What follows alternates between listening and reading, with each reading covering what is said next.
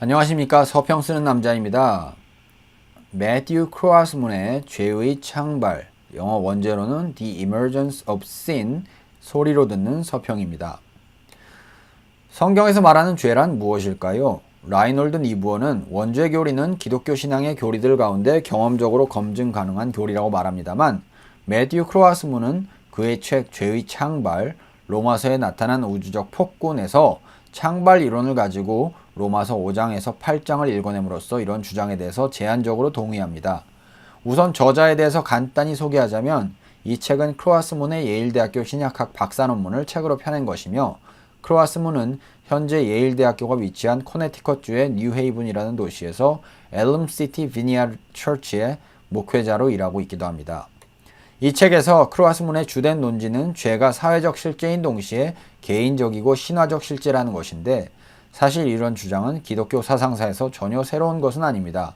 크로아스문 자신도 죄의 개인적 측면에 대해서는 이미 루돌프 볼트만이 자세히 조사했고, 죄의 사회적 측면에 대해서는 해방주의 계열 신학자들이 그 작업을 했으며, 죄의 신화적 측면에 대해서는 볼트만의 제자이기도 한 에른스트 케젠만이 밝혔다고 인정합니다. 크로아스문의 논지가 새로운 것은 이런 세 가지 죄의 측면들이 각각 조사되기는 했습니다만, 그 세 가지 모두를 통합적으로 볼 수 있게 해주는 실제론이라는 차원에서 죄의 세 가지 차원이 통합적으로 이해된 적은 아주 드물었으며, 더군다나 바울이 로마서 5장에서 8장 사이에서 얘기하는 죄가 인격으로 나타나고 있음에도 불구하고 최근의 신학적 논의에서 이런 부분을 자세히 조사한 학자들이 거의 없었다는 것입니다. 다시 말하면 크로아스문의 문제의식은 죄의 세 가지 차원을 통합적으로 표현할 만한 실제론을 구성하는 것이 가능하냐는 것이고, 그렇다면 이런 실제론 안에서의 죄의 인격성은 어떻게 다루어질 수 있느냐 하는 것입니다. 크로아스문은 이런 두 가지 문제의식을 다루기 위해 최근 각광받고 있는 창발 이론, Theory of Emergence죠. 창발 이론을 도입합니다. 일반적으로 성서학을 연구하는 학자들의 서클에서 성서 자체에 내재하지 않는 외부 이론을 끌어들여서 성서를 해석하는 작업은 그리 환영받지는 않는 것 같습니다. 왜냐하면 그런 시도가 성서 본문이 원래 독자들에게 전달하고자 하는 의미를 밝혀냈는데 별 도움이 되지 못하는 경우가 많기 때문입니다. 하지만 크로아스문의 경우는 좀 다른 것 같습니다. 비록 창발 이론을 도입해서 로마서 5장에서 8장을 해석해내고자 하기는 하지만, 그는 자신의 책에서 자신이 창발 이론을 도입하는 까닭이 이 본문이 당시의 지리적 시대적 여건에서 무슨 의미였는지를 찾아내고자 하는데 관심이 있다고 밝힙니다. 본문 자체에 집중하지 않은 채로 외부의 이론 전통을 끌어들여서 성서를 해석한 대표적인 예로, 특별히 죄론에 관한 예로 크로아스문은 루돌프 볼트만을 언급합니다. 이 책의 1장은 볼트만이 그의 죄론을 어떻게 비신화화라는 그의 프로젝트 속에서 진행하는지를 자세히 조사하며, 볼트만이 성서가 얘기하는 죄의 인격성을 너무 섣불리 무시한 채로 실존주의적인 해석에만 집중한다고 말하면서 그를 비판합니다. 그렇다면 창발 이론이 로마서 5장에서 8장을 해석하는 데 있어서 가져다주는 유익은 무엇일까요?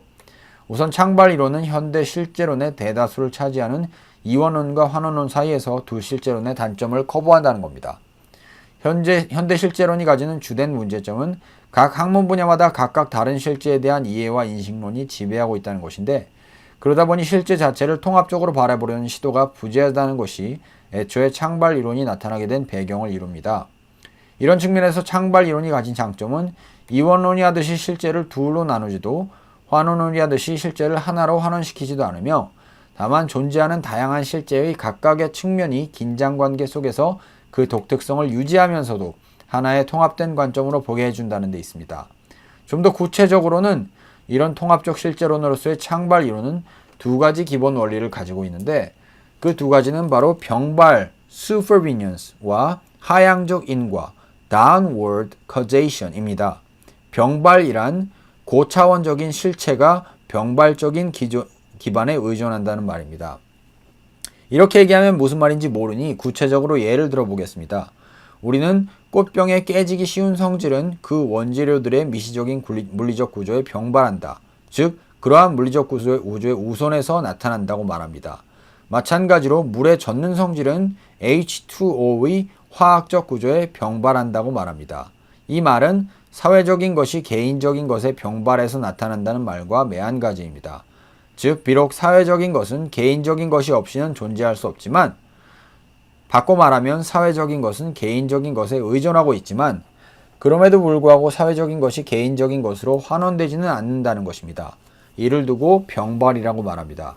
이와 아울러 하향적 인과관계란 사회적 공동체들이 개인들의 병합체로서 창발하지만 되려 그 개인들을 제한하는 작용을 하게 된다는 말입니다. 병발과 하향적 인과관계를 통합적으로 죄론에 적용시키면서 크로아스문은 로마서 5장에서 8장의 죄론을 새롭게 다시 이야기합니다. 죄인인 인간들과 죄악된 사회구조 사이의 복잡한 연결고리를 통해서 창발하게 된 인격으로서의 죄는 집단적인 인식적 주체로서 작용하며 비록 그 구성원들인 각 개인의 존재에 의존하기는 하지만 그럼에도 불구하고 각각의 개인들의 활동으로는 환원될 수 없는 독특한 인식적 활동 영역을 드러냅니다. 라고 말하는 것입니다. 이런 창발 이론적인 죄에 대한 이해는 바울 내러티브에 나오는 노예의 주인으로서의 죄에 대한 묘사와 잘 맞아 떨어지면서도 각 개인이 하나님의 법을 윤리적, 법률적으로 위반하는 측면에 대한 강조를 약화시키지도 않습니다. 결론적으로 크로아스문은 자신이 하겠다고 한 작업을 잘 해내고 있다고 판단이 됩니다. 하지만 이 책은 그런 면을 넘어서 적어도 두 가지 면에서 큰 의미를 가집니다. 첫 번째로 크로아스문의 프로젝트는 기독교 신학 담론의 언어가 일반 학문의 언어에 어떤 식으로 대화 파트너가 될 수 있는지에 대한 가능성을 보여줍니다. 만약 창발 이론을 통해서 제시된 죄에 대한 실제론이 다른 영역에서의 대화에 연결될 수 있다면 기독교 신학 담론은 새로운 중흥기를 맞이할 수도 있습니다. 두 번째로 죄에 대한 창발 이론적인 설명은 유죄성, culpability의 범위를 크게 확장시킵니다. 일반적으로 현대인들이 받아들이는 유죄성은 개인적인 책임에 머무르는 반면 성경은 죄성을 좀 더 보편적인 것으로 묘사하는데 이런 면에서 현대인들이 죄에 대해서 잘 이해하지 못하는 부분이 생깁니다. 창발 이론적인 실제로는 현대인들에게 왜 유죄성이 보편적인 것인지를 설명하는 데 아주 도움이 되며 성경의 묘사하고도 잘 맞아떨어집니다. 이것은 신앙인들의 회개와 죄 고백에 대해서도 시사하는 바가 크다고 하겠습니다. 전체적으로 크로아스문의 책은 전문적인 내용을 담고 있기에 제대로 소화하기가 어려운 책이긴 하지만 그럼에도 불구하고 소화를 잘 해낸다면 여러 면에서 아주 유익한 내용을 많이 담고 있다고 하겠습니다. 목회자와 신학자들에게 적극 추천합니다.